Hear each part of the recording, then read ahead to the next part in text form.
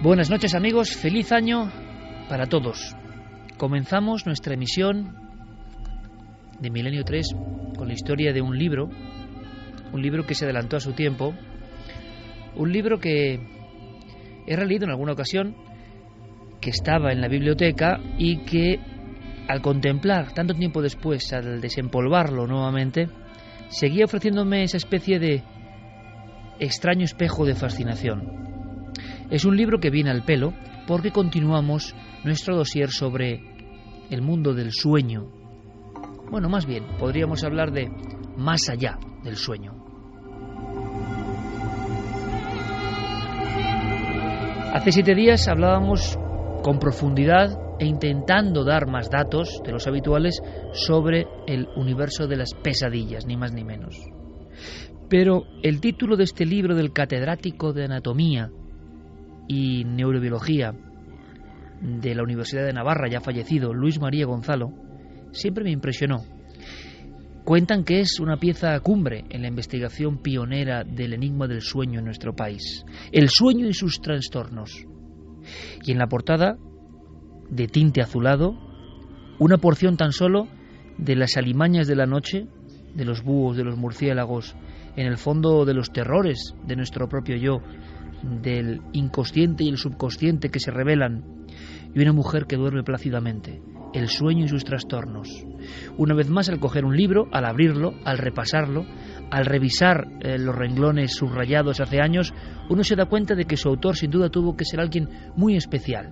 Es bonito hacer este programa y que de repente una persona del mundo académico-científico renazca, sea conocido por todos vosotros porque tuvo una labor importante, vanguardista, avanzada a su época. ¿Os imagináis, años 50, un investigador español que pasa de la anatomía a la investigación del cerebro, que pasa de Navarra a Suiza y Alemania para conectar con los principales investigadores que se preguntaban, hace bien poco, algo importante, algo que viene en la contraportada de este viejo libro que tiene 40 años. ¿Qué es el sueño?, decía el doctor. Y aquí una pregunta todavía sin responder. Es un acto ya de humildad y de poco ego ante el enigma profundo de quiénes somos. ¿Qué es el sueño? Repito, he aquí una pregunta todavía sin responder. Un científico que llevaba décadas estudiándolo se daba cuenta de que había un enorme abismo para comprender qué pasa cada noche cuando nos acostamos.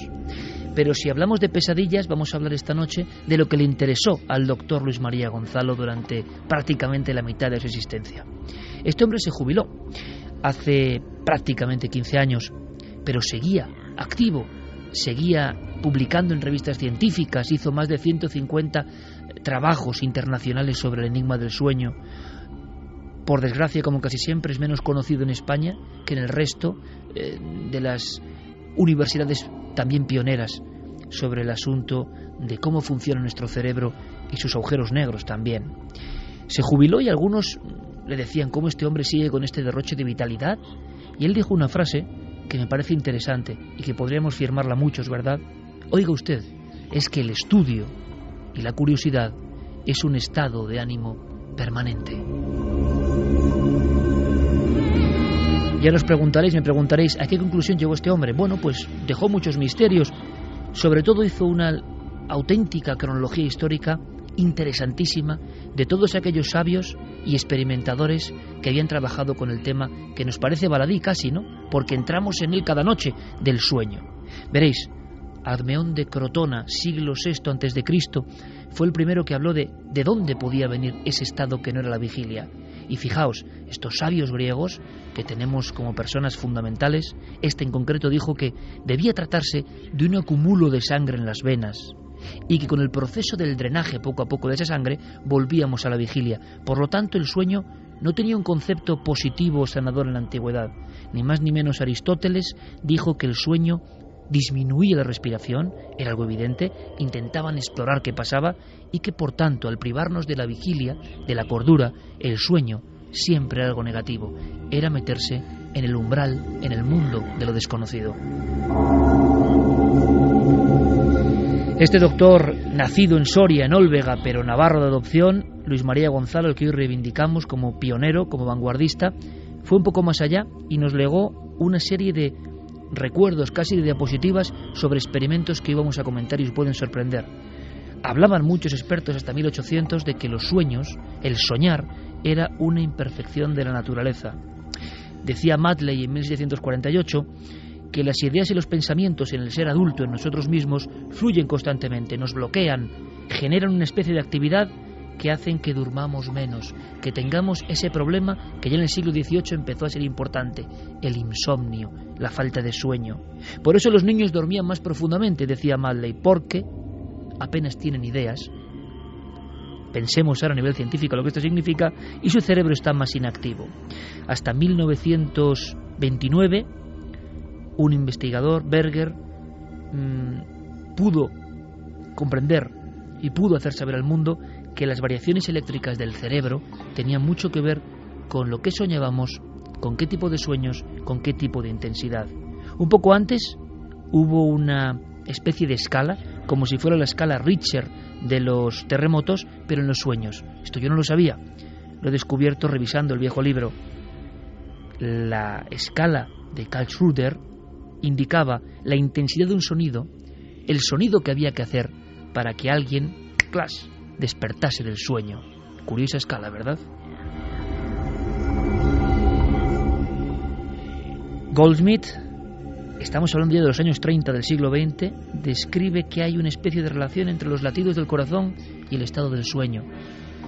Conforme el sueño va profundizando, va ahondándose, cuando empiezan las pesadillas y sueños paradójicos y más extraños, resulta que nuestros latidos se comportan como en una especie de vals. Hay una relación entre la fisiología, entre el corazón, el cerebro y lo que soñamos.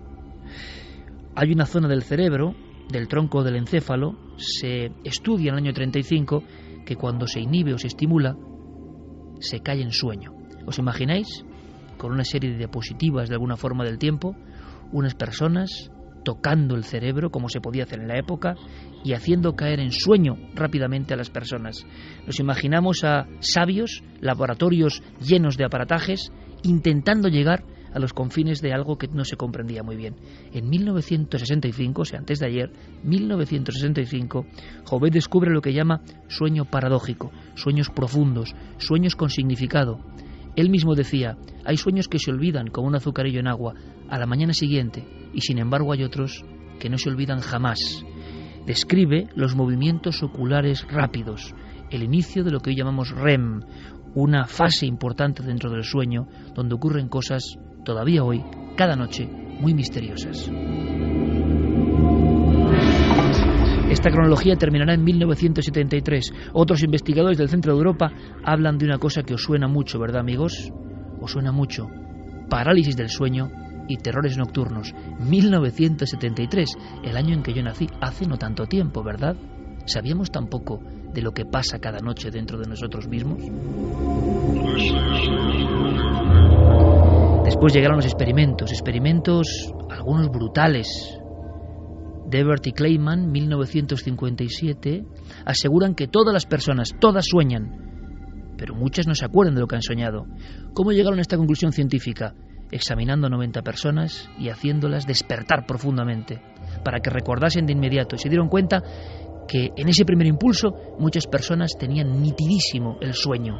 Las sensaciones, lo que hablábamos la semana pasada, el dolor, la angustia, el amor, la excitación, estaban ahí. Si dejaban pasar unas cuantas horas más, ese sueño, como por arte de magia, se había olvidado. La pregunta que se hacía este doctor de la Universidad de Navarra y tantos otros es ¿qué ocurre en esas horas del sueño? ¿Durante cuánto tiempo soñamos? Y también, ¿qué ocurre cuando no soñamos? ¿Qué ocurre con los trastornos del sueño? ¿Qué ocurre cuando no podemos dormir? ¿Qué ocurre cuando el insomnio incluso nos puede llegar a afectar, a provocar alucinaciones visuales, a llevar a una psicosis, a morir? Experimentos con animales. En el siglo XIX, a finales, se tuvieron entre 4 y 6 días un grupo de cachorros, imaginaos la imagen, sin dormir. Cuando llegaban al sueño, con una varita el científico los tocaba y los despertaba. Duraron 6 días. Todos fallecían por hipotermia. La falta de sueño provocaba una caída tremenda en la temperatura corporal. Un dramático experimento científico realizado con pequeños cachorros. En esa misma época también se hace un estudio pormenorizado de cómo afecta la falta de sueño, que esta noche nos interesa. 3 sujetos despiertos durante 90 horas. La primera noche la pasaban tranquilamente, no les costaba no dormir, pero después, poco a poco, iban perdiendo agudeza sensorial. Algunos empezaban a ver cosas que no estaban ahí, alucinaciones visuales, alucinaciones auditivas, visión doble. Les hacían escribir llegando a las 90 horas, y según reza el documento de Patrick y Gilbert, la escritura propia se iba convirtiendo en un garabato. Después empezaba la irascibilidad, empezaba la agresividad, el intento de ataque al propio científico que llevaba el control del experimento. A las 90 horas, lo máximo que se llegó, no solo había alucinaciones y visiones de fantasmas, sino que los 3 sujetos tenían una extraña manía persecutoria. Alguien había salido de sus sueños y les estaba vigilando.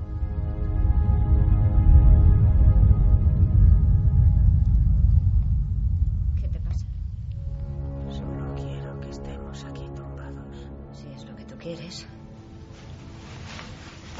Estoy tan cansado. Puedes dormir si te apetece. Ese es el problema. No puedo dormir. Nada me hace efecto. No te preocupes, cielo. Todos sufrimos de insomnio de vez en cuando. Stevie. Llevo sin dormir 1 año. Dios santo.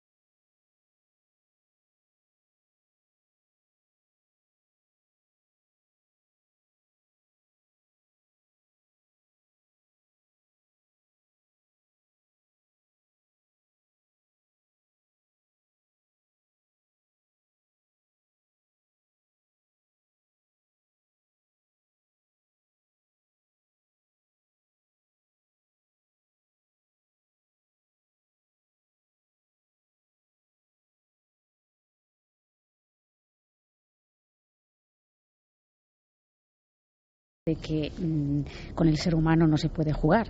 Hay algunos casos interesantísimos en ese sentido. Por ejemplo, en la época de los nazis, una de las torturas para sacar información y simplemente por torturar también era la privación del sueño.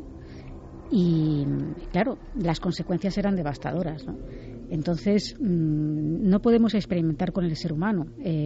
Hay una barrera que tú has explicado muy bien, las fases cuando no se duerme, lo que llega a ocurrir, ¿no? Esos trastornos van en aumento y bueno, pues hay una barrera que no podemos traspasar. A día de hoy, la pregunta que se hacía el doctor Luis María Gonzalo en la contraportada, el gran enigma del sueño, sigue sin desvelarse esa incógnita, ¿no?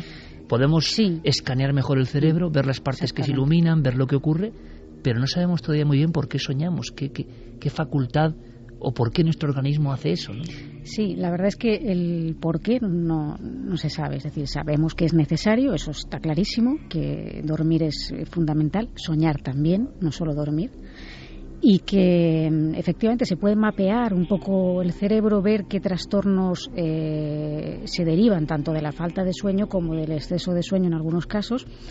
Se pueden hacer nuevas aplicaciones incluso para teléfonos móviles, para, en fin, intentar producir algún tipo de sueños concretos, sueños lúcidos.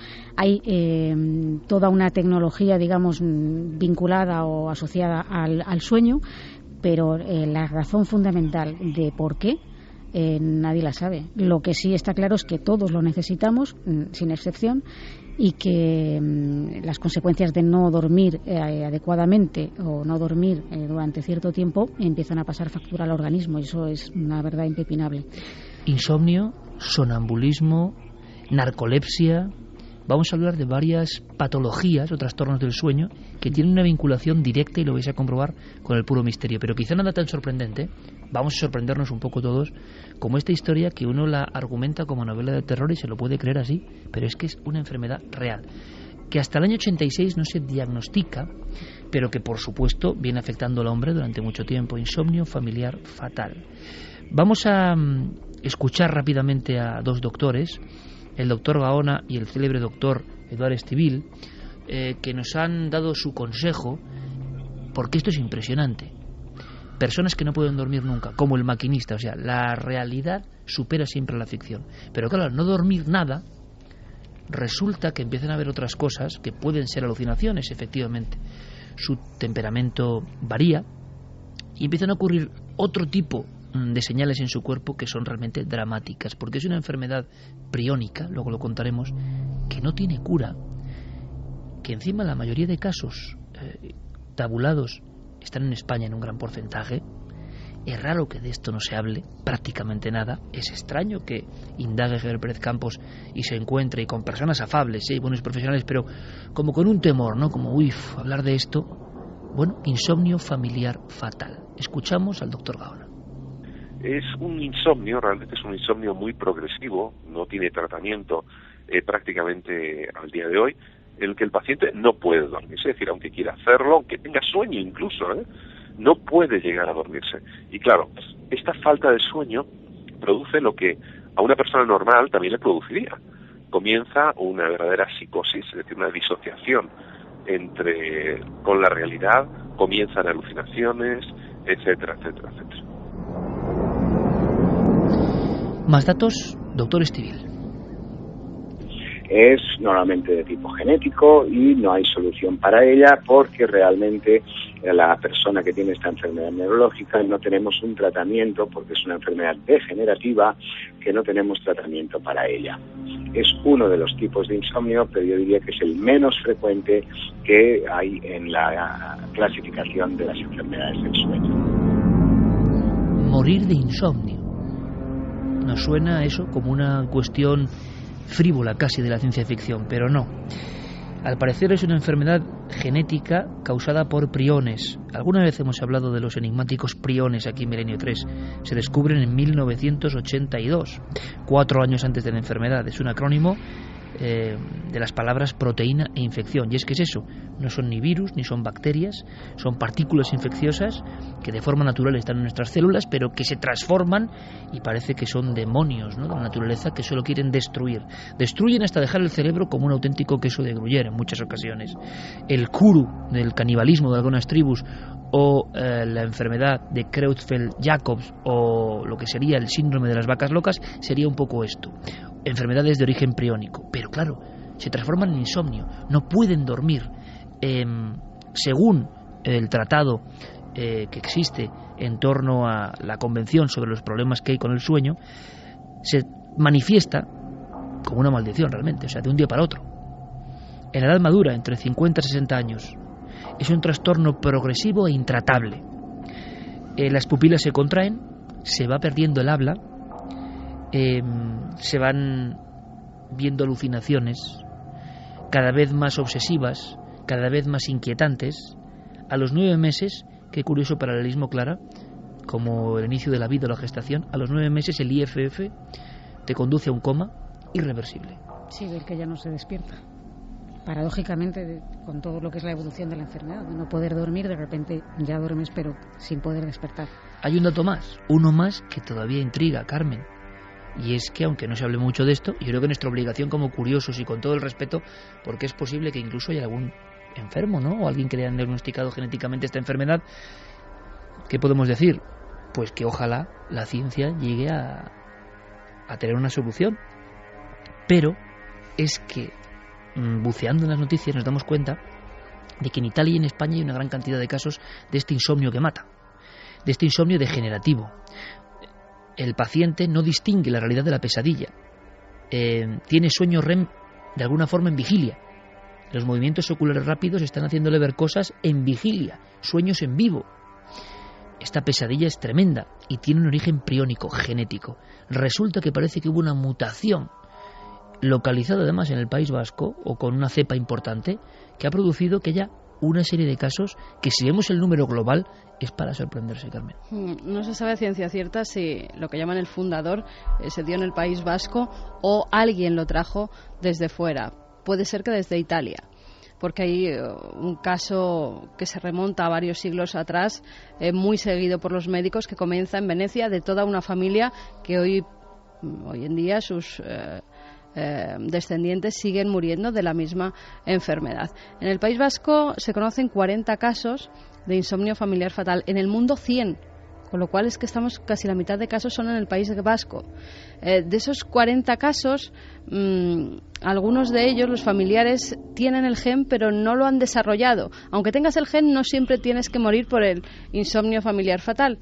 Lo que sí es cierto es que justo antes de que se descubriera ya había médicos en España, el doctor Zarrán, él, que es médico de las Cruces de Bilbao, de un hospital, él ya tenía pacientes a los que no sabía cómo tratar porque nada antes funcionaba. Del descubrimiento oficial de la enfermedad. Exactamente, nada funcionaba con ellos. Se cree que se dan tantos casos en el País Vasco por la orografía, por las montañas, por lo aislado que han estado durante décadas en esas zonas, años atrás. Esos son los estudios que se han hecho recientemente y con los que están de acuerdo. Ana Belén Rodríguez, que es bióloga, ha hecho el único estudio que se conoce de 167 páginas sobre el insomnio familiar fatal y ha llegado a esa conclusión, a la orografía del terreno, las montañas que han separado bastante a esas familias, que se centran sobre todo en el condado de Treviño, dentro del País Vasco, en el condado de Treviño, sí.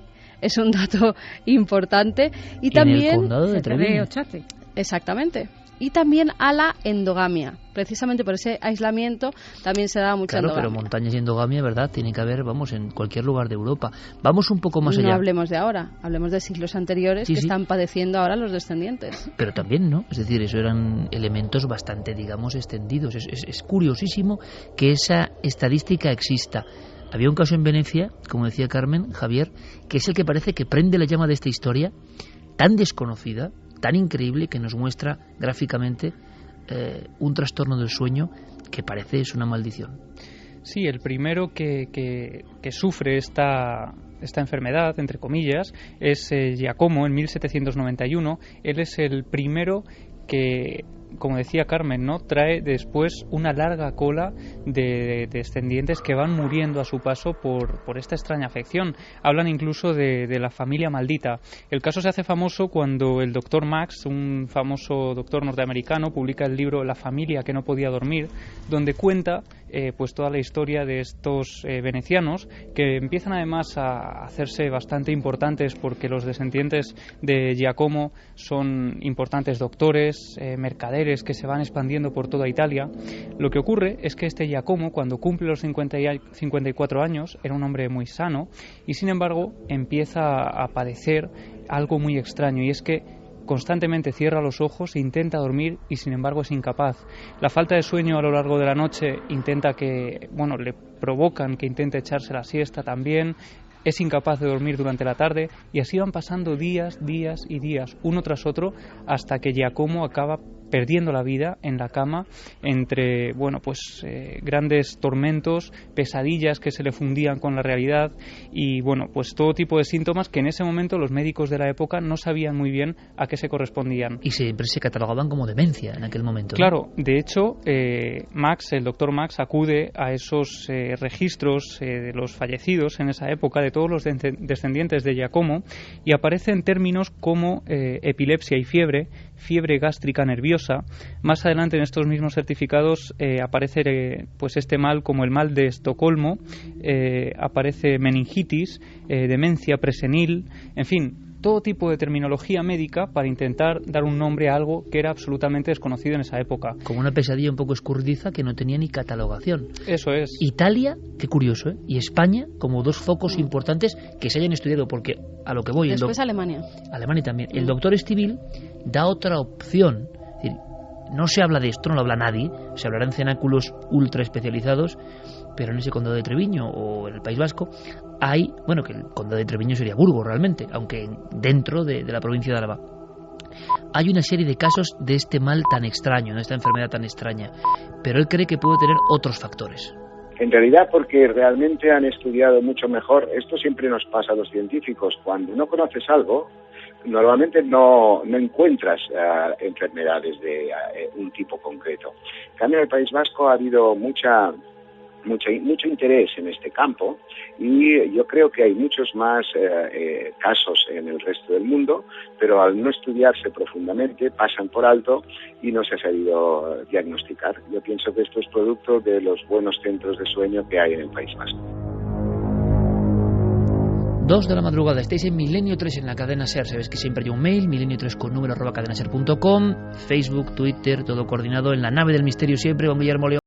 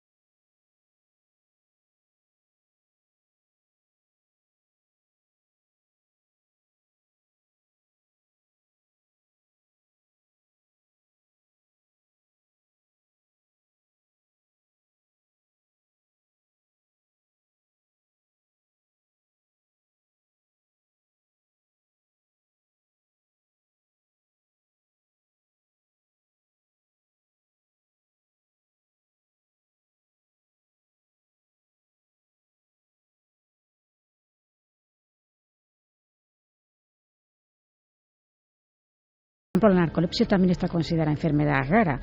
Quiero decir que nadie se alarme porque esto afecta a unas porciones muy pequeñas. O sea, estamos un poco comentando estos casos como derivaciones de lo que son trastornos del sueño o la parte más oscura del sueño, ¿no? Que existe. Que existe, efectivamente. Y el tema de la privación del sueño está comprobado que provoca las alucinaciones. Claro, el problema es cuando no se duerme durante un largo y prolongado tiempo. Y esto hace que esas alucinaciones se intensifiquen y nos provoquen esa confusión entre lo que es real y lo que es soñado o lo que es imaginado, o incluso la sensación de que te van a atacar, de que tu vida está en peligro, de que hay un peligro inminente que te afecta. Se hablaba de esa manía persecutoria en documentos del siglo XIX, ¿no? Sí. El sujeto tiene manía persecutoria porque las alucinaciones se han convertido, por ejemplo, en una entidad junto a su lecho y tiene miedo, Lo cree que que le pasa están es vigilando. que ahora se pueden estudiar mejor porque hay vídeos de pacientes grabados con insomnio familiar fatal donde se ve que empiezan a tener unos espasmos musculares, que los músculos de la cara no los controlan, que hacen ademán, por ejemplo, uno de la familia italiana, de estarse peinando todo el tiempo, como hacía, porque era un gran bailarín y cuando acudía a las fiestas antes se peinaba con el peine y repite esos movimientos. Luego empiezan a no controlar ni las piernas ni los brazos, pierden el equilibrio y algunos que se los ve que tienen que ir con un médico detrás porque ya el equilibrio no lo controlan hasta que ya entran en un estado de coma ya irreversible. Sí. Yo me gustaría comentar una cosa que he vivido yo, que he visto en primera persona. Hace muchos años yo estuve colaborando en una televisión, lo que antes eran, que ahora están como setas, ¿no? Que hay televisiones por todas partes, pero en ese momento no. Y había un canal que era Telemadroño. Sí, hombre, claro, mítico. Antiguo, sí. Que se hizo una especie de experimento y se utilizó, se quería hacer una especie de maratón de a ver cuánto tiempo se podía estar haciendo un programa en directo sin dormir. Y bueno, tengo que decir que vaya burrada, ¿no? Sí, yo conocí a la persona que se sometió a ese experimento y que hizo realmente era un programa continuo, es decir, todo el rato entraba gente allí, pues para hacer entrevistas o para traer algún obsequio, para, en fin, hablar con esta persona que no era un presentador conocido ni nada, o sea, simplemente era una persona que se había atrevido a hacer este experimento. Incluso tenía, para intentar batir este récord, tenían unos tiempos que se acumulaban, es decir, pues por cada hora, me parece que eran, no sé si eran 5 minutos que se podía ir al baño, entonces lo que hacían era acumular ese tiempo y sometían a hipnosis a esta persona para que el sueño, lo poco que fuera, le reparara más de la cuenta. Pero sí tengo que decir que no sé si fueron 3 o 4 días, me falla un poco la memoria en este sentido, pero llegado a un punto, no había pasado todo ese tiempo, este chico empezó a pensar que los productores claro, no era así, pero él pensaba que los productores de la cadena realmente estaban conspirando contra él y que todo eso era un montaje terrorífico y que empezó a entrar una paranoia tremenda con respecto a la cadena, que eso fue lo que le hizo abandonar. Manía persecutoria, sí. En ese instante. Como siempre, nuestra compañera con altavoces pues dando datos sorprendentes que hilan documentos del siglo XIX con un experimento televisivo hace apenas un par de décadas, ¿no? Eso te va a gustar, Santiago, porque esto es impresionante. Tú que tantas veces has hablado de experimentos sobre la mente humana, imaginemos años 80, como decía Carmen, unos ordenadores del año 80, unas videocámaras del año 80, grabando a una persona que no puede dormir. Lo alucinante es que Jaime Pérez Campos ha recuperado los documentos. El doctor Zarranz, antes mencionado, que se encuentra con estos enfermos en una zona de España que no sabe qué hacer, y ojo también con el drama, ¿no? Porque, según cuentan las actas médicas, intratable. Y además una condena que te lleva en este aspecto de esa forma, ¿no? En tan corto espacio de tiempo. En el fondo, todo lo que estamos contando nos demuestra de una forma muy agresiva quizá lo poco que sabemos del sueño. Seguramente de la vigilia tampoco sabemos nada, pero lo poco que sabemos del sueño y de las fallas o agujeros negros que existen en el sistema, ¿no? Es como cuando el software que tenemos se rompe, falla por algún lado. ¿Por qué? Lo que vamos a ver es un momento, Javier, en el que el doctor Zarranz explica en un programa de muchos años cómo están siendo sometidos a vigilancia por videograbación enfermos en el País Vasco de insomnio familiar fatal. Sí, el doctor Zarranz aparece delante de unos monitores contando algunas de esas grabaciones que él conserva, donde se estudian, se analizan, se vigilan también algunos de estos pacientes y se ven las actitudes, las acciones que ellos están llevando a cabo, cómo se quedan mirando fijamente algunos puntos como si estuvieran viendo cosas que no están allí, alucinaciones que se mezclan con la realidad, y todo esto lo va comentando el doctor Zarranz y va contando también lo que ocurrió al final con alguno de estos pacientes. Este es el primer paciente. En febrero de 1985 cuando yo le vi. Y para febrero del 86 ya tuvo un deterioro muy rápido. Tiene sus movimientos automáticos que hace durante el día, y ahora durante la entrevista pues voy haciéndole preguntas sobre el nombre de personas famosas. ¿Y el Endacari? Tampoco se acuerda. 795, para atrás. 795, para atrás. 597. Tiene movimientos de la cabeza como si tuviera visiones, y comenzó a dormirse y tenía esos gestos automáticos con las manos como si accionara, como si estuviera soñando. Aparte de dificultades de memoria, ya tenía un trastorno del equilibrio, y anda con las piernas algo separadas, al girar se tambalea y se desequilibra con mucha facilidad. Este paciente falleció en un hospital, en un asilo, en una casa de enfermos crónicos.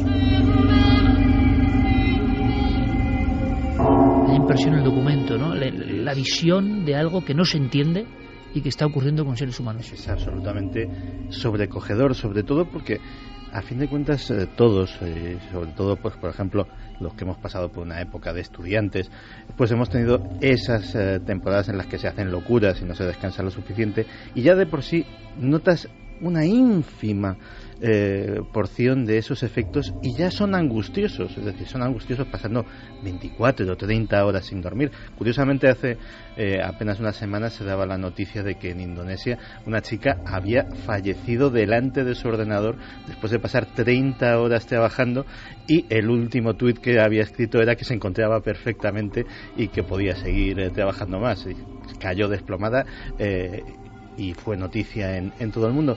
Pues esos pequeños excesos que hemos cometido a veces y que luego notas que vives en esa famosa campana de irrealidad durante las siguientes 24 horas hasta que consigues conciliar el sueño durante un número suficiente, pensar en la tortura inimaginable que tiene que ser vivir eso días y días y días, siendo consciente, porque evidentemente por muy grande que sea el delirio, un ápice de conciencia tiene que quedar del deterioro, no ya de tu propio deterioro físico, sino del deterioro de la realidad, del deterioro de lo que consideramos tangible, claro, e inmutable. Es como si la falta de sueño nos catapultase hacia una versión distorsionada de la realidad u otra realidad. No olvidemos que los chamanes, iniciados, eremitas, personas que querían contactar con la divinidad en diferentes épocas, se ha hablado mucho de drogas, elementos psicoactivos, y eso está muy bien, pero creo que es una parte, ¿no?, de la historia. Hay una grandísima historia que tiene menos fama, que es la de la privación sensorial. La falta de sueño, la falta de alimento, como medio para empezar a ver cosas que solo se ven así. Lo sencillo es decir, bueno, es que claro, es porque no duerme ya, pero no se acaba de entender muy bien. Algo ocurre en el ser humano que empieza a ver otras cosas que no sabemos tampoco muy bien qué son y que solo se ven en esos estados absolutos de angustia para nuestro organismo. Y también, desgraciadamente, como mencionaba Clara, como elemento de tortura. No se hacía solamente en la época de la Alemania nazi. A día de hoy, o en fechas, mejor dicho, muy recientes, en sitios como Guantánamo, como en la cárcel de Abu Ghraib, se ha practicado la privación del sueño y la privación sensorial. De hecho, son célebres esas imágenes de los presos de Guantánamo encapuchados, a los que no se les podía hablar ni podían ni ellos podían proferir palabras, estaban en una incomunicación absoluta y luego además sometidos a largos periodos de privación del sueño. Pues imagínate lo que puede eso ir minando poco a poco la resistencia de una persona a la que le quiere sacar una información.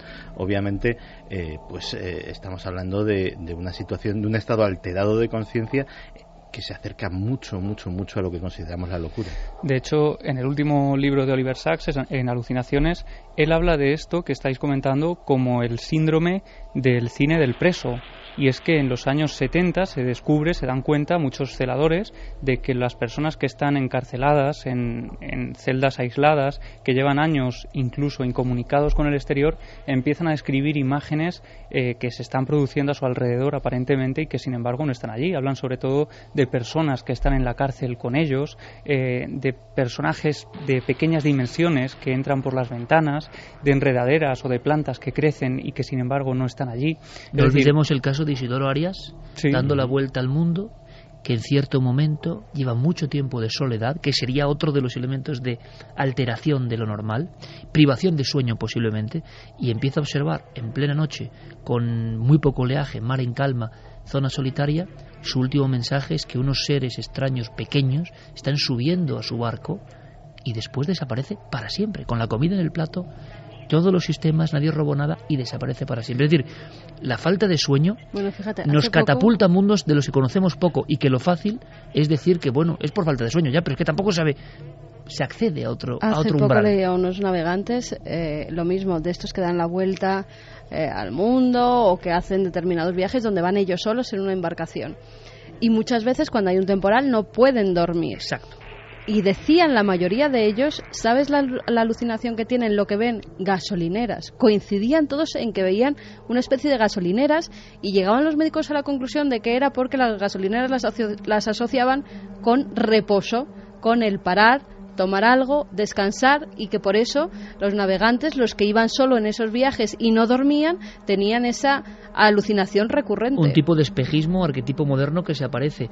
En la época del romanticismo fueron varios los pintores que hablaban de estar sin dormir, bien porque no podían, bien por excesos de otro tipo, bien porque habían oído que sin dormir, en mitad del dormitorio, con los ojos bien abiertos, con todo a oscuras, uno accedía a lo que está detrás de la oscuridad. Y hay historias de más de un pintor célebre del Madrid romántico que habla de que oye un castañetear como de dientes, una figura enlutada que le parece una monja, que se hace más oscura que la propia noche que está encerrada en ese cuarto, que va como bailando alrededor de la cama, y que el pintor, consciente de que está despierto, pero viendo ya algo que es velado, que está en otro lugar, tiene la conciencia de que a los pies de su cama, sin cara, embozada en negros ropajes, está bailando, dice, la muerte. En el fondo es la historia del chamanismo también, del querer conectar con otro lado. Hoy, desde una visión racional, solo podemos pensar que cuestiones fisiológicas producen alucinaciones. ¿Pero por qué? Hay que pensar en Edgar Allan Poe y su delirium tremens, tan vivo para él, que le atenazaba, le atemorizaba. Pérdida de sueño provoca anomalías de todo tipo. También hay otras extrañas enfermedades que nos catapultan hacia otros mundos. Hay un caso en Canarias muy extraño, salió en la prensa. Vean cómo presentaba hace ya muchos años en la televisión el caso, lo ha recuperado también nuestro compañero Javier Pérez Campos, de una persona que llevaba ¿cuántos años sin dormir? 14 años sin dormir. Según rezaba además el titular que hace saltar esta historia a los medios de comunicación. El diario Las Palmas, en abril de 1980. ¿Qué decía? Decía, 14 años sin dormir, un extrañísimo caso de insomnio que padece un agricultor gran canario. A sus 60 años, este hombre ha vivido muchos más años que otras personas de su edad. Llegaba la noche y Colacho se metía en la cama. Pero en vez de dormir, comenzaban los gritos y los insultos en su trance maldito. Y la desgracia se abatió sobre la familia. Toda la familia tenía pavor a la noche. El padre porque sabía que comenzaría a gritar como poseído por el diablo, y su mujer y sus hijos porque no podían escapar de esa jaula maldita. Una presentación muy de impacto, muy de la época también, pero el caso motivó incluso en televisión española cierta polémica. Tenemos hasta el documento de la voz de este individuo.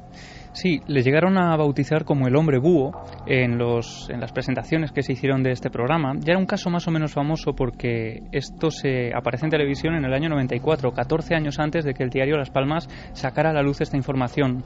Este hombre, José de la Cruz Pulido, tenía 46 años, en esos años 80, tenía 4 hijos, era un hombre casado, decía que de joven era capaz de dormir hasta 14 horas seguidas, sin embargo empieza a padecer del estómago, acidez, hasta que tiene que someterse a una operación de úlcera. Y dice que es desde ese momento, desde el momento en que se somete a esa operación, cuando empieza a dejar de dormir.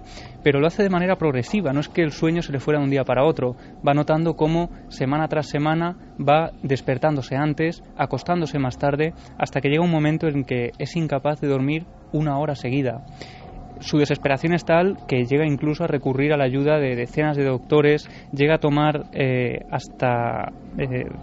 tenemos por aquí apuntadas hasta el número de pastillas, porque dice que llega a tomar hasta 14 pastillas al día más 2 inyecciones y que incluso, no quedando ahí la cosa, acude a un curandero que le da unas especie de sustancias metidas en unas botellas que están plagadas de insectos que él llega a ingerir porque es tal su desesperación que necesita probar todos los remedios posibles y ingiere, como digo, esas sustancias donde aparecían incluso huevos de ranas o de sapos y que llegaron a provocarle un malestar también físico, ¿no? Pero vamos a escuchar, como dice Siker, la voz de este hombre contándonos lo que ocurría cuando llegaba la noche y él se metía en el dormitorio. Cuando llegaba la hora de uno a acostarse, pues lo sentía porque sabía que uno iba a dormir y más bien lo que iba era a molestar, hablando disparates y soñando y mirando el reloj. Eso era lo que dormía yo. Casos muy esporádicos que llegaron a la prensa y sin embargo hay otros muy habituales que estoy seguro que muchos oyentes han vivido. Bueno, aquí en el equipo hay varias personas que han tenido episodios en la infancia de sonambulismo. Sonambulismo es una cosa normal, pensaremos. Bueno, cuando se empezó a investigar... El 15% de los niños. 15% de los niños. Cuando se empezó a investigar, parecía un estado del sueño muy especial, diferente. ¿Qué indicaba?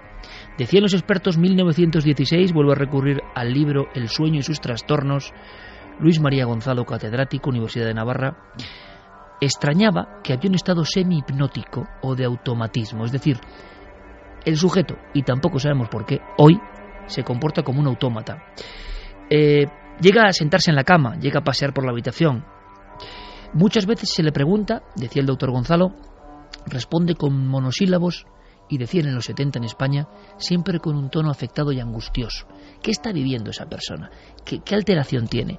Se describe en 1916 un caso sorprendente, que es único en los anales científicos, aunque luego veremos, ahora con casos tremendos, que el sonambulismo nos catapulta un poco más allá de lo conocido. Una persona en un pueblo próximo a Londres se despertaba como sonámbulo, como un autómata, se vestía, salía de su casa, llegaba hasta el río a 1,5 kilómetros, se quitaba la ropa, se bañaba en el agua helada, sin ahogarse, se volvía a vestir y se metía en la cama. Para él no había ocurrido nada, eso era un tiempo perdido. Tuvieron que hacerle un seguimiento para comprobar lo que cada noche estaba haciendo. Sonambulismo. Lo increíble, Clara, y tú estás trabajando en esto, siempre has trabajado un poco en este ambiente, es que hay casos reales. Me ha impresionado mucho uno de asesinato cerca de un río, además, creo, con una espada. Alguien coge una espada y mata a otra persona en estado de sonambulismo. Sí, bueno, la verdad es que no hay muchos casos, vamos a decir que... Menos mal, claro, aquí habrá gente que nos esté escuchando que sea sonámbula y diga, madre mía. No tiene nada que ver, claro. Se conozcan 86 casos. Claro. 86 casos. Catalogados. Desde el siglo XX. Hombre, claro, son poquísimos, ¿no? Se les llama sonámbulos homicidas. ¿Sonámbulos homicidas? Se les conoce así y son personas que en estado de, vamos a decir, presunto sonambulismo, porque eso también es un tema muy controvertido y muy debatido. Y escurridizo, me imagino. Realizan acciones violentas, incluso violaciones o asesinatos, de los que, eso sí, hay que tener en cuenta que es 2 factores importantísimos. Uno, la falta, o sea, lo que se utiliza, digamos, de manera de resguardo legal, ¿no? Para estos casos, digamos, como coartada legal o la defensa del, digamos, en este caso el homicida sonámbulo, lo que puede arguir es la falta de conciencia de lo que se está haciendo y la amnesia. Si no hay esos 2 factores, no se considera que ese caso pueda ser más bien un fraude, ¿no? Porque a día de hoy, te pregunto, 30 años después, 35 de este libro o más, ¿se sabe algo más del sonambulismo? ¿Por qué se produce? ¿Qué es? ¿Qué estado es ese? Parece que está como en un limbo, ¿no? Como el estado hipnótico, ¿no?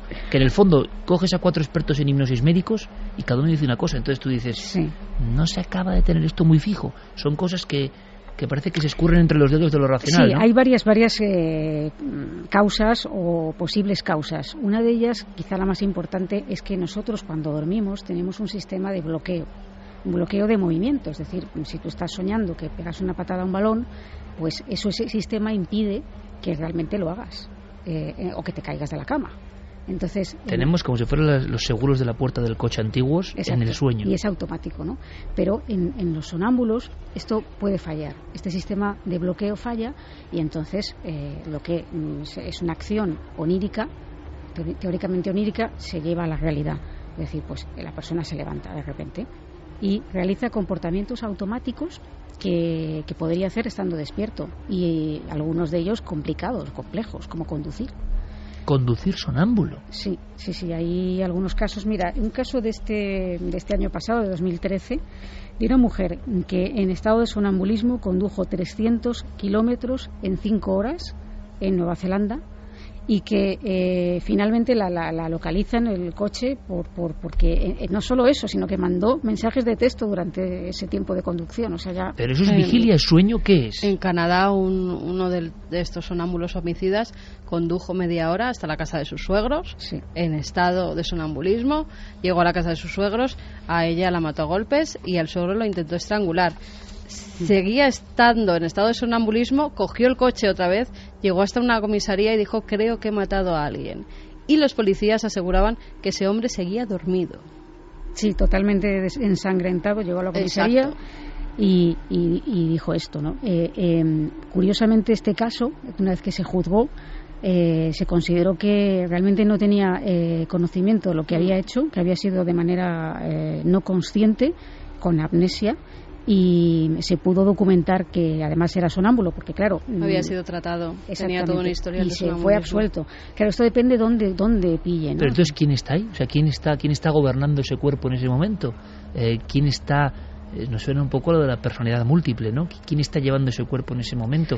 Claro. Es difícil de explicar. Como no se suele hablar mucho de estos temas, cuando uno entra en ellos con una perspectiva un poco del misterio y un poco integradora o holística de varias áreas, se da cuenta de que hay cosas que no encajan. Es más, sobre este tipo de historias de sonámbulos que han hecho estas cosas, hay bibliografía, Clara, tú traías casos del siglo XVII. Sí, prácticamente.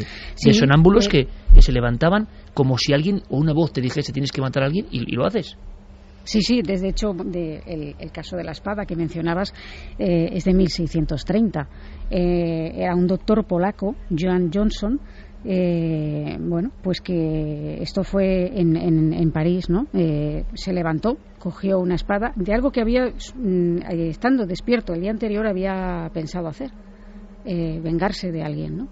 Pero solo que él lo tenía en la recámara. Ahí está. En este caso sí. Y cogió la espada, cruzó el Sena. Ahí es nada, y decapitó a un hombre.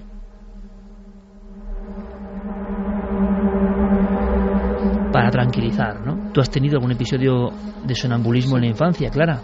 Sí, es como decíamos, bueno, no solo yo, también Carmen. Por eso le voy a preguntar a Carmen ahora, pero para que, lo que pasa que no vengan ya, estáis alarmando. No, oiga, que no, el equipo es lo más natural del mundo, ¿no? Remiten casi en la infancia. Cuando sí, pero que tú me entiendes que luego hay mucha gente muy sensible a, estáis hablando mal de los sonambulos. No, que no estamos globalizando, si aquí incluso hay personas que hemos tenido sonambulismo, ¿no? Son unos casos muy aislados, realmente. Y uno no se acuerda realmente de nada. No.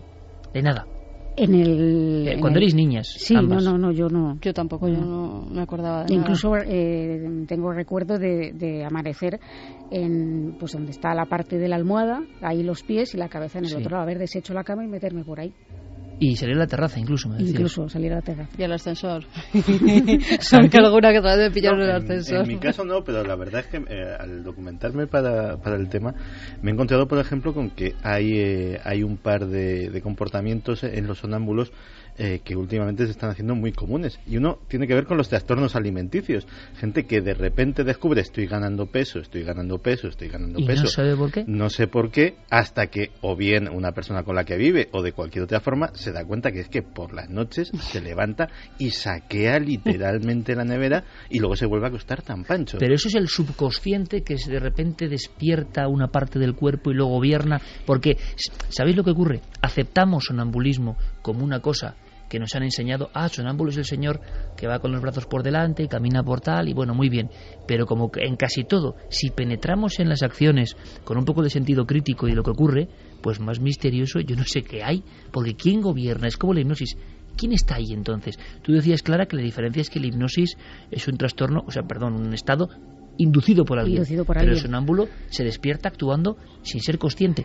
O será consciente, o gobernará su subconsciente o pulsiones más profundas. Claro, es que ahí entramos yo creo que en el gran misterio del sueño, porque a fin de cuentas cuando hablabais la semana pasada de sueños y de pesadillas, hay una cosa que realmente es absolutamente maravillosa y milagrosa si lo piensas dos veces, que es que tú mismo estás creando el mismo paisaje que desconoces, te maravilla, te sorprende, te asusta. Es decir, hay una disociación clara. Algo dentro de ti está creando esa historia de terror, de amor, de sexo, de lo que sea, y tú a la vez te sorprendes, no sabes lo que va a suceder, no sabes dónde ¿Quién estás. es el creativo de eso, no? Fíjate, según los estudios se daba el sonambulismo más en hombres que en mujeres, y además tú puedes hacer cualquier tipo de trabajo que haces normalmente en vigilia. O sea, un sonámbulo se puede poner a hacer unas lentejas, a cocinar, a partir un madero. Lo que haces en vigilia lo puedes hacer sonámbulo y tú no te estás dando cuenta. Automatismo, ¿no? Un automatismo total. Y amnesia total de lo que has hecho, ¿no? Normalmente el tema de los sonámbulos, lo que explica Santi, para mí tiene mucha lógica, en el sentido de que no tiene ninguna, vamos a decirlo así, ¿no? Pero realmente yo lo comenté la semana pasada y lo sigo comentando. Para mí el estado del sueño, ya sea sonambulismo, el estado simple del sueño profundo que tenemos todos, es otra vida distinta. Totalmente de acuerdo. Son dos personas. Lo que pasa, creo que también lo hemos comentado igual mucho. de importante una que otra. Claro. Y estamos, pienso, en estos dos programas especiales, en el fondo queriendo lanzar ese mensaje, quien quiera que lo coja, ¿no? Que es que nos cuentan cosas, pero realmente desconocemos todo de esa otra orilla que se abre cuando dormimos. Todo. Claro. Sí, lo podemos conjeturar, podemos hacer hipótesis. Lo que sabemos realmente es que es necesario dormir para funcionar bien, y también soñar. Soñar también cumple una función importante, pero no sabemos bien por qué. Narcolepsia, parálisis del sueño, terrores nocturnos. Vamos con ello ahora mismo, son otras fases. Vamos a entender un poco más qué pasa cuando el sueño no es normal. Cuando la guía normal de lo que ocurre, que ya es bastante normal y lógica, soñar plácidamente, ya lo vimos, o tener pesadillas. Cuando hay otras alteraciones, parece que también, ¿no? Trazamos líneas con otros mundos desconocidos. Pero ¿qué dirá nuestro público a las 2:30?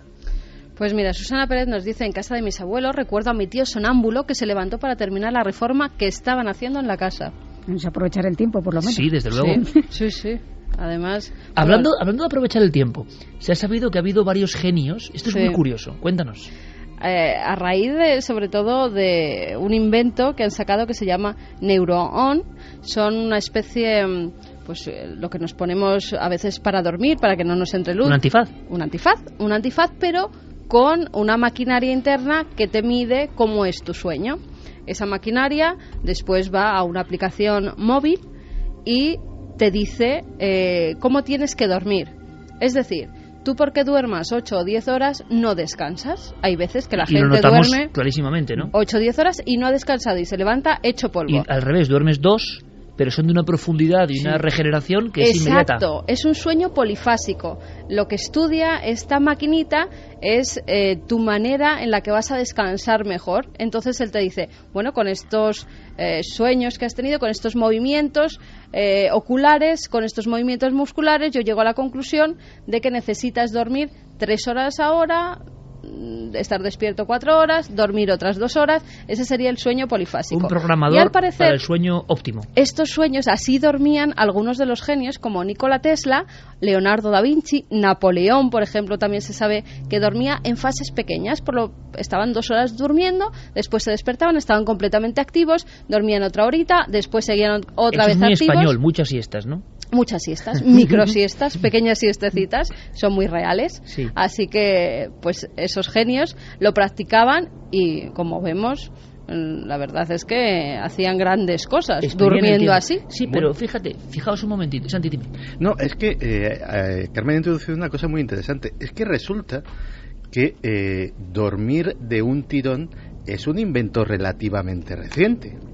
Es decir, en la antigüedad, cuando dependíamos del reloj, dependíamos del sol y de la luz solar y apenas nos podíamos iluminar con candiles, pues era muy común que la gente durmiese una primera fase de 3, 4 o 5 horas, se levantase, hiciera cosas, es decir, hiciera cosas como cocinar, hiciera cosas como cenar, hiciera cosas como cualquier otra actividad y luego se volviera a acostar hasta el amanecer. Eso, por ejemplo, expresiones muy españolas y muy castizas como el primer sueño vienen de ahí. Es decir, había un primer sueño, luego te levantabas y luego hacías otra serie de cosas y te volvías a acostar ya en el segundo sueño. Eso lo hacemos las madres.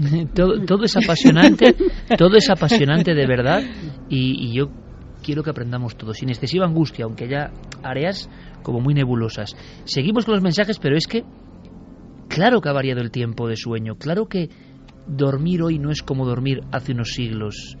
Es más, hay una doctora, Sonia Ancoli, que ha lanzado la voz de alarma, porque estamos conectando lo que contamos de documentos antiguos, lo que nos cuenta Clara y todos nuestros amigos, con la actualidad de ahora mismo.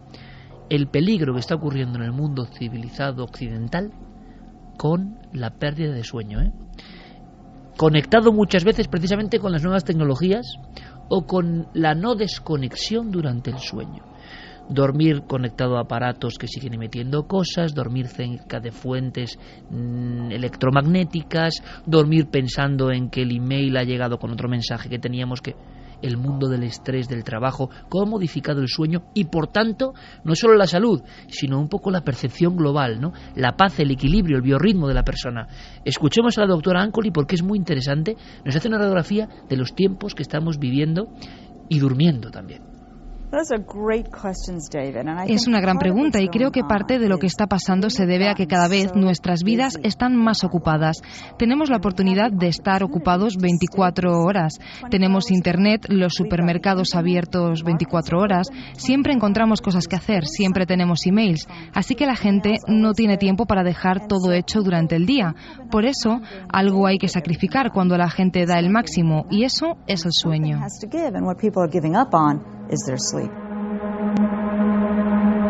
2:34, conectamos esto con la imagen que lanzaba Santiago Camacho de otras épocas, ¿no? Javi, ¿algo más? Sí, hablaba Carmen de inventos vanguardistas relacionados con el sueño y uno de ellos que ha llegado también este año, Iker, es una pulserita que monitorea el sueño, que es la pulsera app de Jambox, que lo que hace es, tú te la colocas en la muñeca, ella se conecta con tu teléfono móvil y lo que hace es monitorizar tu sueño y a la mañana siguiente te dice qué momentos ha habido de sueño más profundo. ¿Quién si puede tener ligero. de este equipo esa muñeca? Santi. Esa muñeca, no, esa pulsera en la muñeca. Ahora mismo no la tengo en la muñeca, curiosamente. No, ¿Y funciona? Fíjate. Porque ya te has cansado, la has tenido unos meses y ya no la has vuelto a utilizar. No, la sigo utilizando como... Es muy de Santi eso, Sí. Aparecer con el último gadget y luego... Y luego venderle a la oficina. Como monitor de actividad física... Luego venderlo al equipo. Sí. Lo dejé de utilizar porque era muy vergonzosa la actividad física que me monitorizaba. Pero lo sigo utilizando como despertador y como despertador tiene una utilidad maravillosa. Es que efectivamente te monitoriza el sueño y en qué fase del sueño estás. Tú le dices con un margen de 15-20 minutos a qué hora te quieres levantar y en una fase que estés en una fase de sueño ligero, aprovecha para despertarte. No es como un despertador tradicional que donde te pilla te da, y si te despierta en medio de una fase de sueño profundo te despiertas deshecho. No es ninguna tontería lo que está diciendo Santiago Camacho, ¿eh? Y en cambio, la máscara esta también te despierta con flashazos de luz, que yo no sé. Con el Silmestre te despiertas mucho más renovado, en mucha mejor condición. Que te van aumentando la luz poco a poco para que te despiertes con la sensación de que llega la luz del día, ¿no? Pero es interesante lo que dice Santi y Clara, compañeros, y seguro que la audiencia lo está notando así, porque cuántas veces hemos dormido mucho tiempo, pero ¡pam!, nos han despertado bruscamente y notamos que estábamos en una fase en la que no teníamos que despertar.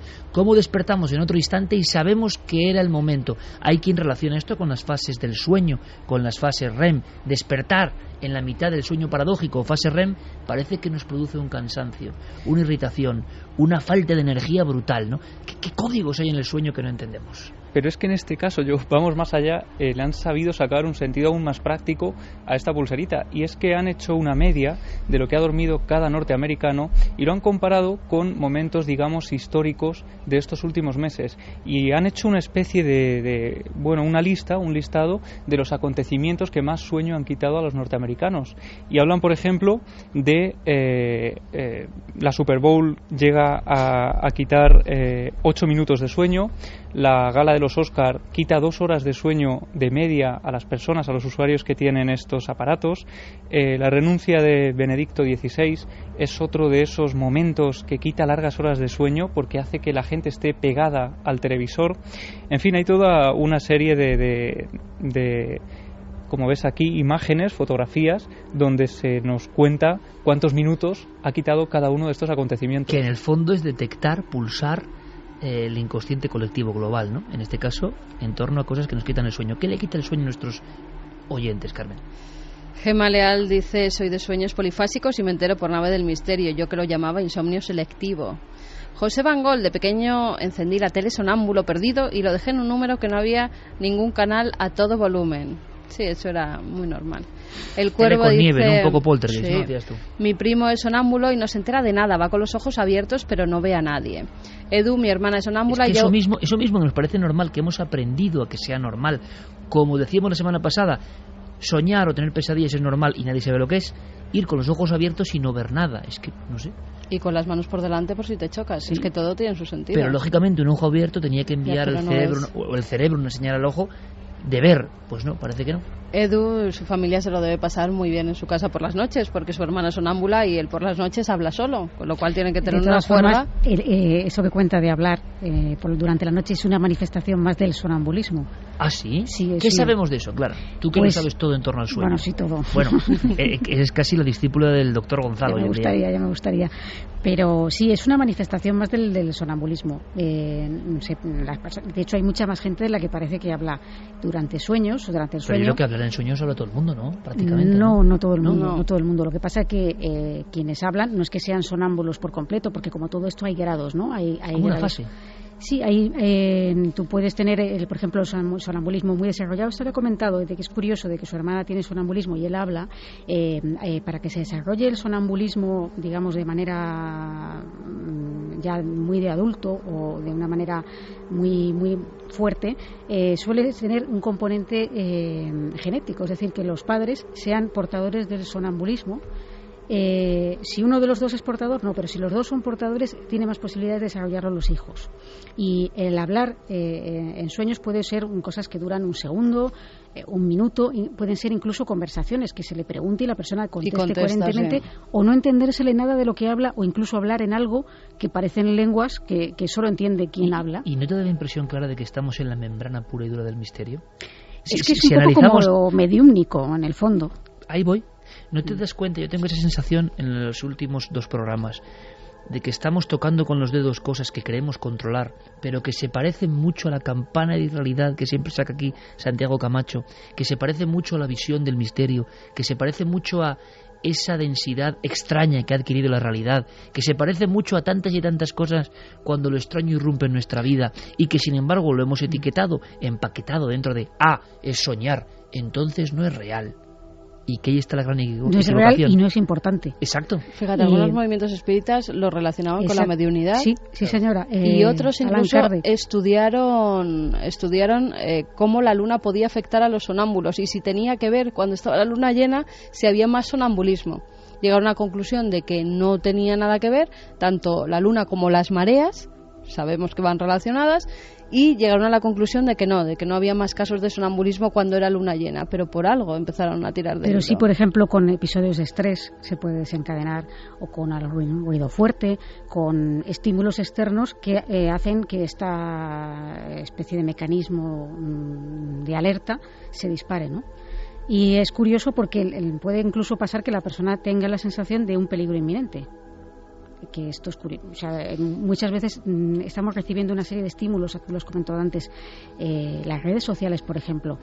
Antes, cuando no había, por ejemplo, Twitter ni Facebook, bueno, pues la gente había teléfono, a lo mejor, o te podían mandar un mensaje al teléfono, cuando tampoco había WhatsApp.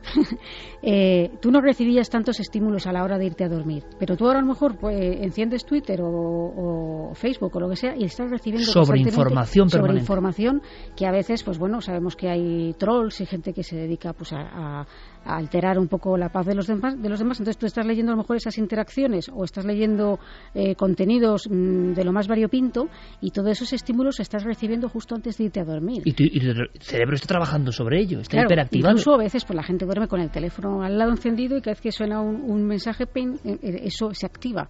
Es decir, está entrando en el cerebro. Claro, para descansar profundamente y bien, lo ideal, esto es un consejo para todo aquel que tenga problemas de sueño, es desconectar teléfonos o intentar llevar los horarios lo más regulados posible.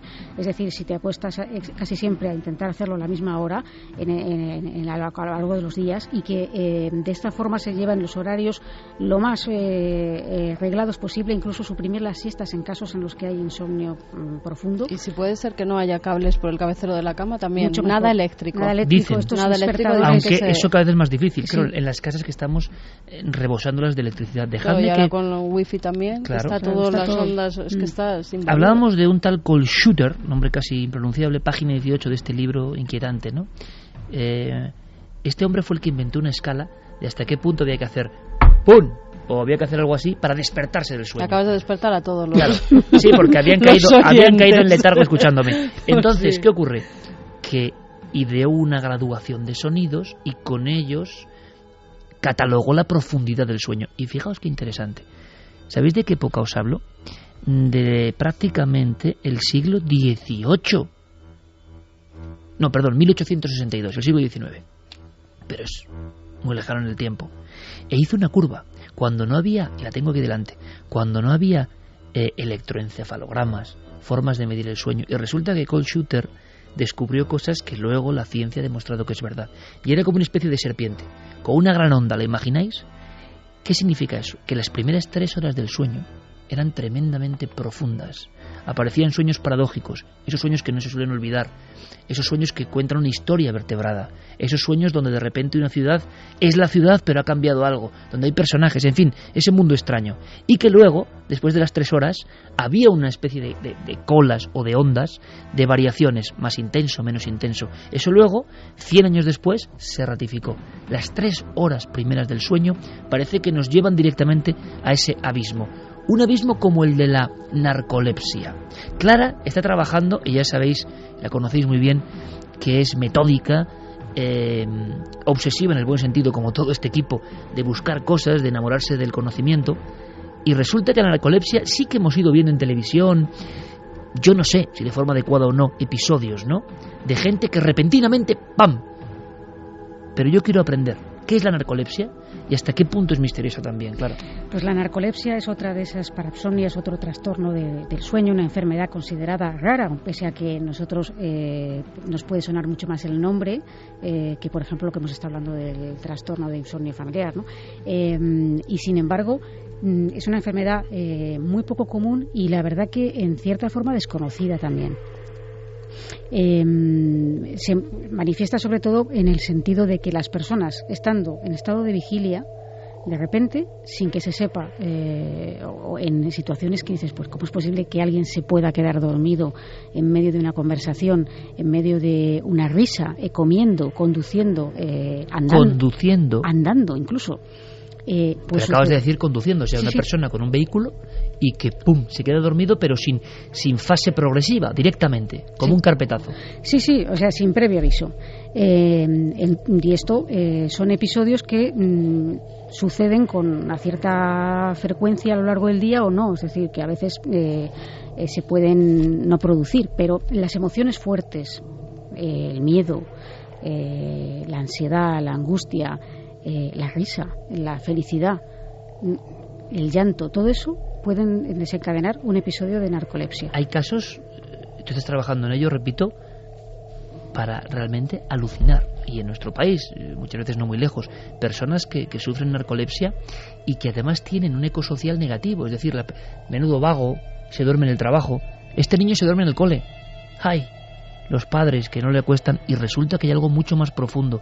Es más, hay algo, y ya sé que lo digo muchas veces la palabra, pero realmente inquietante, en nuestro país, sobre, ciertas dosis de vacunas y casos nuevos de narcolepsia, ¿no? Sí, pero no solo en nuestro país, desgraciadamente en otros lugares, la famosa gripe A, que se nos alarmó tanto, ¿no?, que era muy peligrosa, que te podías morir casi, que era terrible y que era conveniente vacunar a niños y ancianos y personas que tuvieran propensión a trastornos respiratorios, etcétera, pues unos años después se ha visto que, en fin, pues de esto podría hablar mucho más Santiago Camacho, ¿no?, el tema de las conspiraciones, de que quizá esa pandemia tan importante y tan peligrosa no lo era tanto. Los efectos que se han visto en algunos casos después es que se han relacionado casos sobre todo en niños principalmente, que han sido vacunados de la gripe A, que han desarrollado la famosa narcolepsia. Dices, bueno, ¿por qué? Pues no se sabe exactamente por qué, pero, no se sabe, ¿no? pero hay casos y hay documentación sobre este tema que indican que ha tenido que ver esa vacuna, ¿no? La narcolepsia es incurable también, como sí. Muchas de estas enfermedades que estamos viendo, que también es inquietante este aspecto, ¿no? Dentro del gen, por ejemplo, el insomnio familiar fatal, o en otros casos ocurre una mutación, un prión, algo, y no hay tratamiento. Pero es que con una cosa que parece no tan grave, no te mata, la narcolepsia, pero te puede destrozar la vida, evidentemente, tampoco hay cura. Sí, efectivamente no hay cura, es una enfermedad que no tiene cura, y el problema que tiene es que muchas veces no está diagnosticada. Es decir, hay casos, digamos, que es muy raro que tengas narcolepsia, pero puede haber sospechas en determinados momentos en los que alguien se queda dormido y tal, y generalmente sucede este rechazo social del que has hablado, ¿no? Que personas que de repente, pues parece que están somnolientas, porque no solamente se quedan dormidas en el sentido literal, sino que presentan cuadros de somnolencia, parece que la persona no es capaz de rendir lo que rendía, ¿no?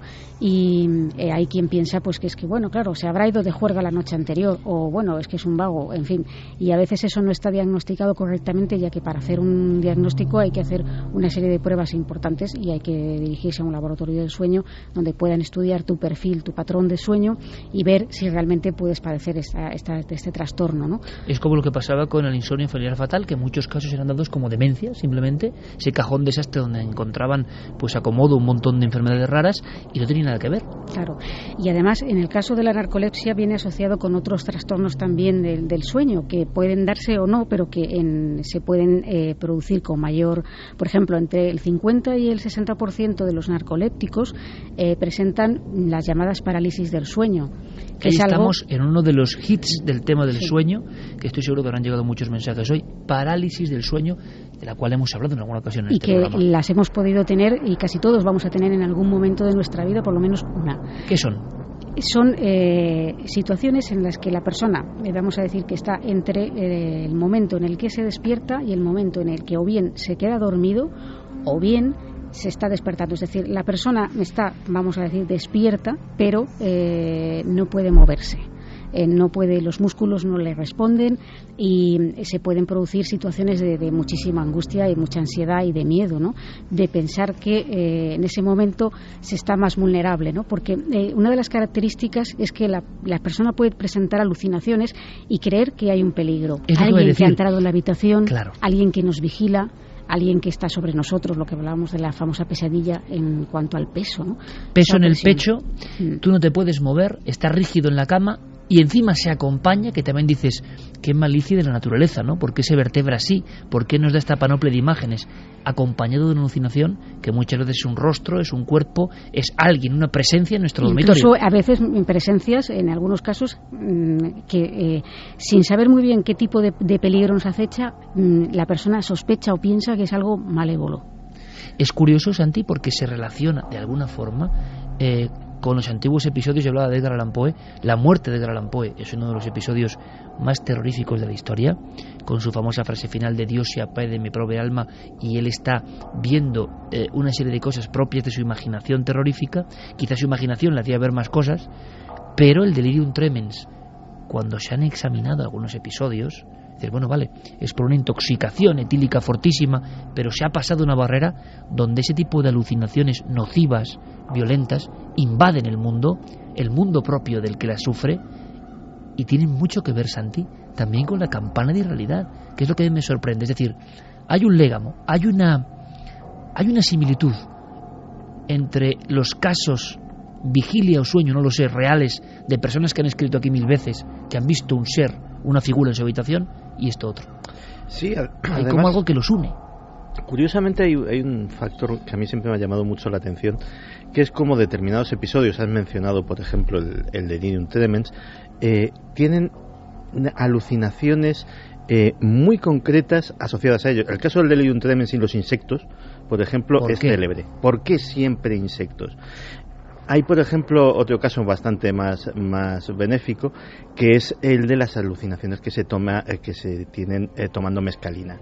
Mucha gente que no conoce las leyendas y que las ha tomado dice haber hablado con un ser, siempre una especie de enanito, siempre de la misma forma. De hecho, en los países donde la mescalina es habitual se le llama mescalito, y que es el espíritu de la mescalina que es el que le habla, y siempre se tiene esa alucinación de hablar con esa especie de gnomo. Previo de eso. Exactamente, o sea, un sujeto absolutamente fuera de esa cultura que se le da la mescalina, es muy normal que tenga la alucinación con el enanito en cuestión. Terminemos el repaso antes de escuchar los últimos mensajes sobre este tema, que en el fondo es el sueño, parálisis del sueño, terrores nocturnos, de los que hemos hablado en alguna ocasión. Sí.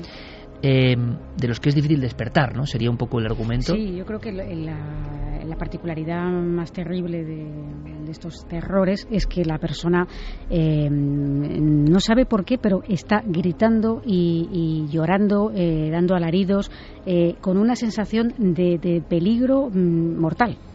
Y no puedes hacer nada, porque tú intentas explicar a esa persona que no pasa nada, y entonces esa persona incluso puede reaccionar violentamente agrediéndote, porque piensa que le atacas y tiene los ojos abiertos y luego no recuerda nada. Es lo alucinante.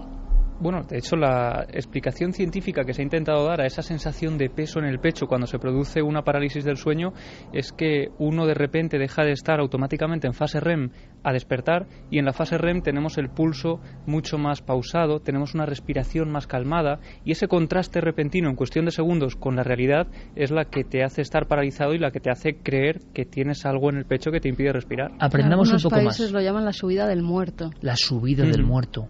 Porque parece que te va escalando hasta el pecho y que alguien con un peso muerto se te pone encima del pecho. Una vez más, la cultura tradicional, como la curva de este investigador alemán, se adelantó a la ciencia. ¿Queréis sorprenderos más todavía? ¿Más? Fijaos qué nombre tan bonito, entre comillas, para un síndrome terrorífico. ¿Sabes cuál es, no? Sí, evidentemente, sí. Síndrome de Ondina. O maldición de Ondina, que también se la sabe el nombre. ¿La maldición de Ondina qué es? Pues es un estado en el que, bueno, antes hemos comentado que cuando hablábamos del tema del sonambulismo, ¿no?, que hay un mecanismo que es de bloqueo para evitar que si tú pegas una patada en sueños, esa patada se traduzca en que la das realmente o que te levantas de la cama o que empiezas a hacer actividades. Bueno, pues igual que tenemos eso, tenemos un mecanismo que es nosotros tenemos la respiración voluntaria que estamos ejerciendo en la vigilia ahora mismo, pero cuando nos dormimos todas nuestras funciones se ralentizan y surge un mecanismo de respiración automático, ¿no? Que es lo que nos permite seguir respirando y que es un poco entronca con lo que ha explicado Javi de despertar en una fase REM y que todavía nuestro organismo está un poco... Tienes que volver en sí, ¿no? Sí. Entonces, tiene que acoplarse todos los mandos interiores. Efectivamente. Entonces, ¿qué ocurre cuando hay un fallo? Como decíamos, una tara, en un problema de repente en nuestro hardware, se produce esto que se llama la maldición de Ondina, y es que la persona literalmente deja de respirar cuando se queda dormido. O sea, vamos a ver, en el sueño, algo que es fundamental y que hacemos desde el momento de ver la luz, que es respirar, y que siempre respiramos, que es como todo, cuando se pregunta por qué nunca olvidamos de respirar, es porque la naturaleza es tan sabia que nos ha diseñado de esta forma. Pero ocurre en ciertos casos que el cerebro, que nuestro yo, se olvida de eso, se olvida de respirar, y entonces no se respira. Y dices, ¿cómo es posible que ocurra esto en una fase del sueño? Imagino que la maldición de Ondina es una de las cosas más angustiosas que le puede pasar a alguien, Clara. Pues sí, porque bueno, todos a lo mejor en algún momento podemos tener algún episodio, no todos, pero sí, mucha gente, algún episodio en lo que se produce una respiración más lenta de lo normal, o incluso se interrumpe por las apneas del sueño, que también se tratan. Pero claro, esto ya es llevado a un extremo que sin una máquina artificial que te permite respirar artificialmente, la persona moriría. Y dices, ¿cómo es posible, no? Claro, entonces puede conllevar también que la persona tenga miedo a quedarse dormida. Es algo terrible, ¿no? Y el miedo a dormir o el miedo al insomnio, hubo hasta un término alemán impronunciable, que era el miedo al insomnio. Es decir, las personas ya no solo estaban afectadas en el siglo XIX por el terrible insomnio, sino por la fase, sentados en la cama, de que sabían que esa noche iba a ser otra pesadilla. Sí. Y la degradación de su propio cuerpo, organismo y mente era tremenda por el miedo a la noche. Acababan teniendo miedo a dormir. Esto es, claro, un factor añadido de ansiedad y de angustia, pensando que si no vas a dormir, evidentemente no dormirás. Y entonces esto es lo importante, tranquilizar a la persona que tiene ese problema, es relajarla al máximo para que eso no se produzca, ¿no? Pero volviendo a la maldición de Ondina, esto viene, bueno, las ondinas sabemos que son las hadas que viven supuestamente desde la mitología, ¿no? En los ríos, que son mujeres muy hermosas, mitad mujer, mitad pez, y que bueno, pues de alguna forma acechan a los humanos, ¿no? Entonces hay una leyenda de la mitología.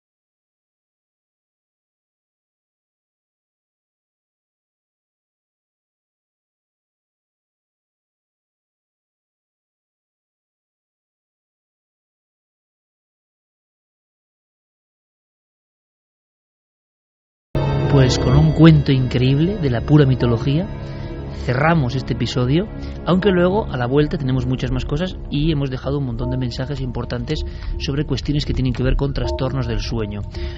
Viajaremos a Egipto, viajaremos a un mundo científico de hibridación y yo creo que os vais a sorprender. Volvemos enseguida. Ahora las noticias en la SER.